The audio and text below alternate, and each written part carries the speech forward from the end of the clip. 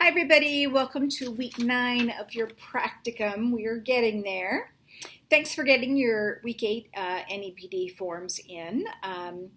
I've had a few questions about practicum, and one of them is once you're done with your hours, if you finish them like before the end of the course, what do you write on the NEPD form? So when you turn in your NEPD form and I can see that you've completed your hours, I will then write in that faculty comments section what I'd like you to respond to the next time you turn in that form. So once you've completed your practicum, you won't have weekly objectives anymore.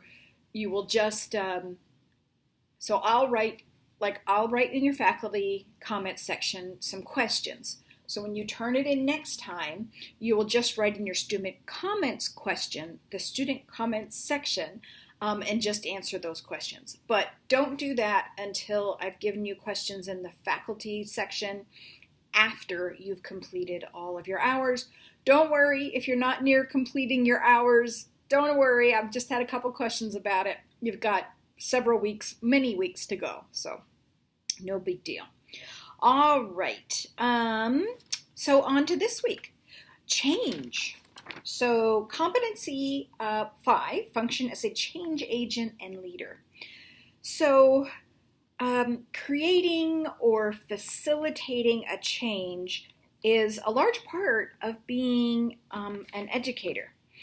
And you have learned a lot about change in your program. In fact, I'm teaching the EBP course right now, a section of that, and we're also focusing on change and why using a change model or a change theory can really be quite helpful when affecting change. And so that's the area I want to focus on for this week's class question, essentially. Because you've talked about a whole bunch about change in all your different courses. And so I don't have a lot of new words of wisdom about change, but I do have a scenario I want you to think about. All right, so this is our class question. You are a new instructor at either a pre-licensure nursing program or a community hospital, okay? So during your orientation, you observe several other educators or faculty members while they're teaching. Get an idea of their style, okay.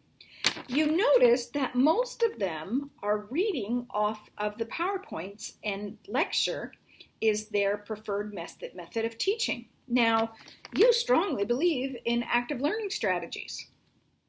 I want you to select a change model or theory that will be applicable to help in this situation and tell us how you would begin to help the educators, faculty members move towards a more student-centered approach to teaching.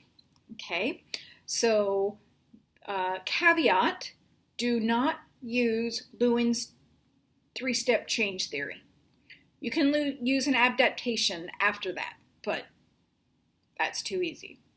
So find a change model or theory that you like, one that's applicable to this situation, and then tell us at least the first few steps of what you might do when trying to move educators and faculty members towards a more student-centered approach to education, either at the pre-licensure nursing program or at the community hospital.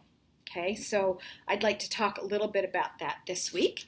And then, of course, any of the subtasks that fall under the change competency, I'd love to talk about those based on your initial responses to the discussion questions. Okay, still in Hawaii. I will be flying home overnight, Saturday night, into Sunday morning. For some reason, that's the flight that's always available. And so then Sunday, I'll be back in the main forum. I do have 2 papers to grade in my other class, and the students need that feedback to be able to complete their final project. So I have a feeling I will probably grade those first, And then I'll get to your NEPD forms as soon as I possibly can. And if you have any big burning questions, please feel free to send me a note in your individual forum or text me, and I will get back to you as soon as I can. Okay, everybody. Oh, I loved the midterm evals that I've seen so far. You guys are rocking it. So good work. Keep it up. All right. I'll see you in the main forum.